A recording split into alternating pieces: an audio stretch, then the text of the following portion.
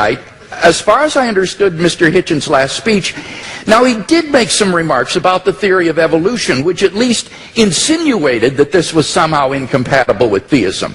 And I have 2 points to make about this. First, I think that the theory of biological evolution is simply irrelevant to the truth of Christian theism.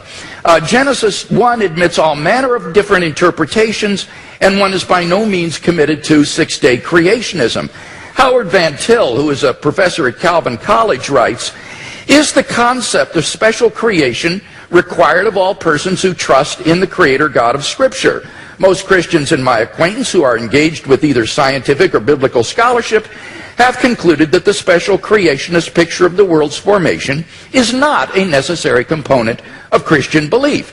Nor is this a retreat caused by modern science." St. Augustine in the AD 300s, in his commentary on Genesis, pointed out that the days don't need to be taken literally, nor need the creation be a few thousand years ago.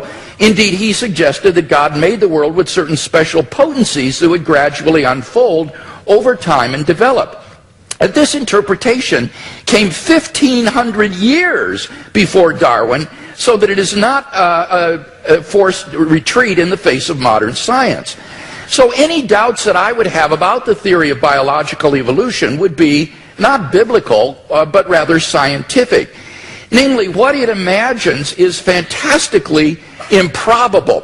Barrow and Tipler, two physicists, in their book The Anthropic Cosmological Principle, list 10 steps in the course of human evolution, each of which is so improbable that before it would occur, the sun would have ceased to be a main sequence star and incinerated the Earth.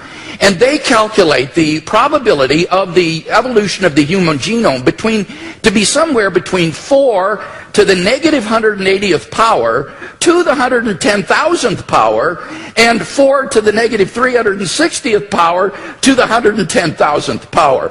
So if evolution did occur on this planet, it was literally a miracle, and therefore evidence for the existence of God.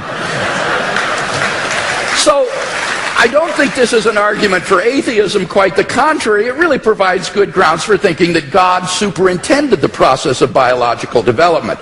So the Christian can be open to the evidence to follow it where it leads.